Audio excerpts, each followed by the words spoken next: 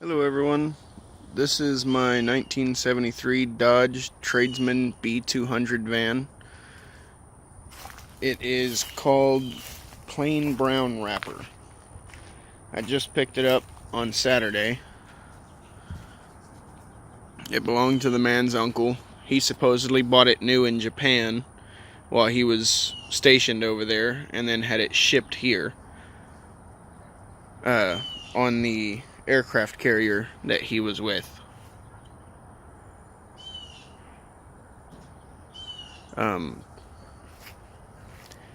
It has a 318 automatic. The rear end has been changed to I think it's a Ford rear end because it has a front opening differential. Phyllis, come here. It is Tiger Lily metallic, aka a very fancy brown. All that splatter that you see is from me oiling everything and trying to get everything lubed back up. But it was brown with green interior, as you can see from what's left of the shag carpet. And then here's the 318. It's got some performance goodies on it. I was told it was cammed and everything. Everything in here was froze up because of the water coming from the sunroof. As you can see, the rust there. Gas pedal wouldn't budge. Nothing on the carburetor would move. Brake pedal wouldn't move, which the brake pedal still doesn't move. I got it to move a little bit, but no, it won't move anymore. But the gas pedal is all free now. The carburetor's all free. I'm gonna check to see if the engine's not locked up. If it's not locked up, I'm gonna spin the oil pump, prime the system, and see if she'll fire up. If so, then I want to bleed these brakes and see if I can take her around the block. Has the roll-on pinstriping, which goes around the whole van, and see, plain brown wrapper, and it was a candy bar and it had a lightning thing coming out of it. The guy is going through his uncle's pictures right now to try to get me some original pictures from back in the heyday of it.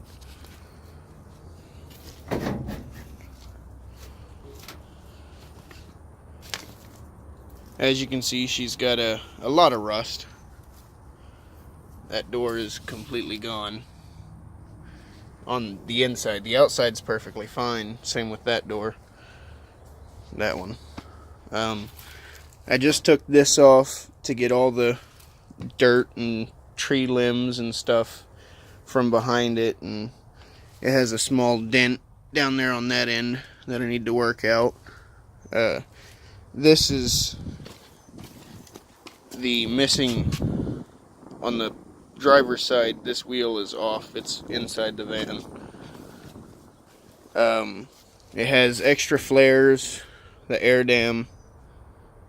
It had wood paneling on the walls, and there was headphone ports for each seat, and a fold-up table, and all kind of wiring stuff.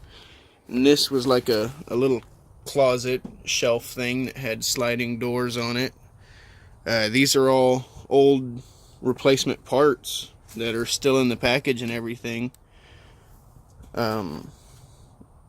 There's a Holley Performance kit for the carburetor, full gasket kit for the engine, all new points, everything for the ignition. Like, here's the rotor. It was in the box, but the box got destroyed. Here are some of the receipts of purchase with the date of 10/21/76, and that looks like it was for the Holley kit, which I believe is somewhere right there. I did find the key for the lock lug nuts.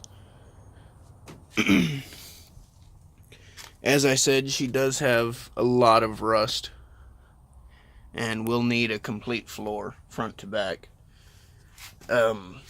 This bar down the center is a motorcycle ramp that slides out and hooks onto the bumper. And then this flips forward and it has a tie down right there. Oh, I suck at recording. And, a tie down there. And I was told he carried a mini bike with him. And as you can see, it has the little Yamaha, it has a big Yamaha sticker on it. But whoever done all the work on the van done a pretty good job. The wiring is done really well. All the framing was done really, really nice. It does have a air dam style sunroof in the back and a regular screw up sunroof in the front.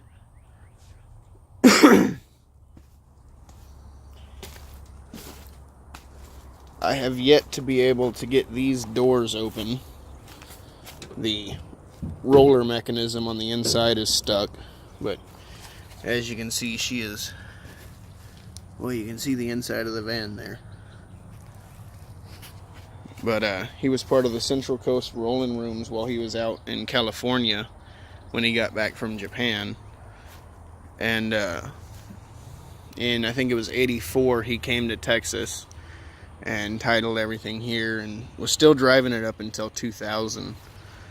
Let's see, this one here, Oklahoma City, June 16th through the 19th, 1977. That one is the Vanners Rammed. It's hard to make that one out. And as you can see, this wheel is the one that's inside. There, the graphics are a little bit better, but still missing the pinstripe or the lightning strike.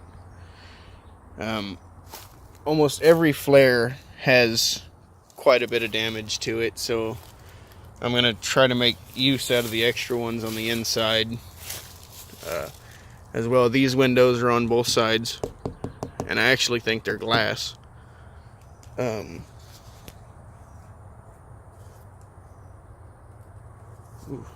Walked in a massive spider web here.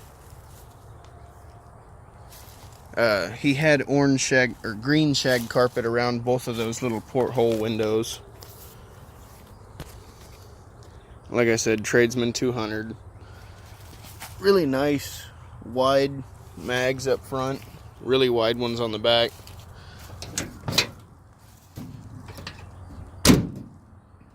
There we go. The button gets stuck every now and then, so you have to pop it back out. You can see the bugs ate all the speakers and everything, and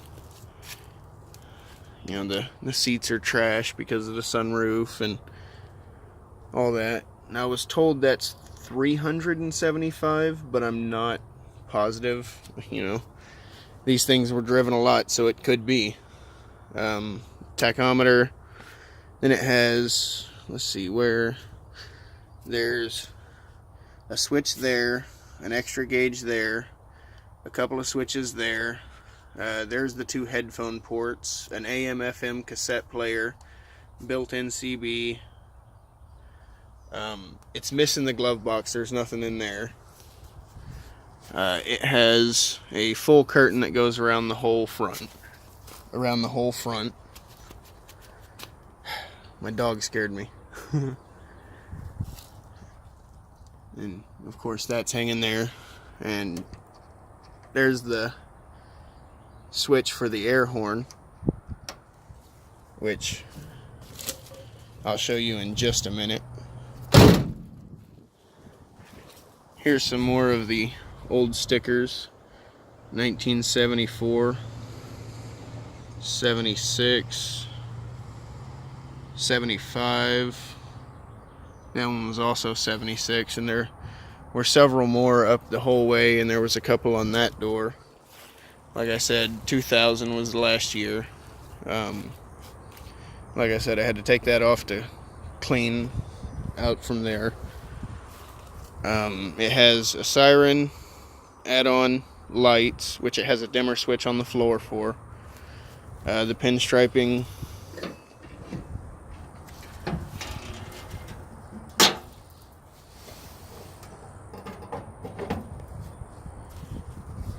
Luckily, the battery tray is not rusted out. Like I said, the brake pedal is completely froze. The wiring right here seems to be a mess, but everywhere else seems to be nice and tidy. And so I'm wondering if he done that and paid someone else to do everything else. It has Fiam Italian air horns. There you can kind of see them. It does not have AC.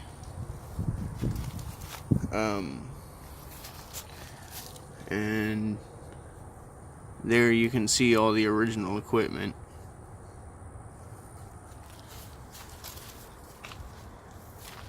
Let's see, this doghouse was bought at a junkyard, or either a junkyard or a swap meet, and it doesn't quite fit the space there for some reason.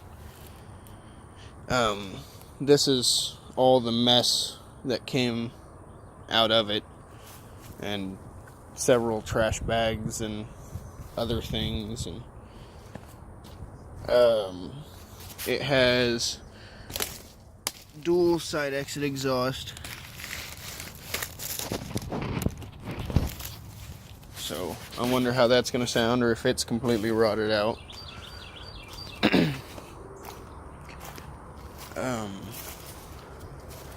There's also National Street Van Association. That's where his antenna was. I'm trying to think of anything else.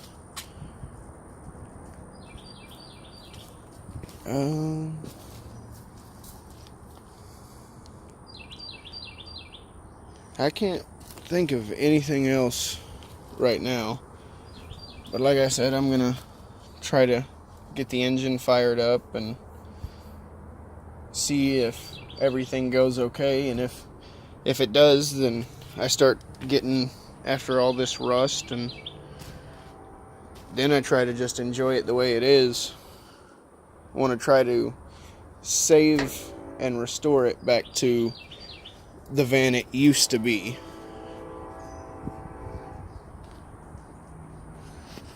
But let me know in the comments what you think about it. And just so you know, I only paid $300 for it. So, I mean, it's worth what I paid for it in the parts and what have you. But I'd rather not part it out. But you have a great day.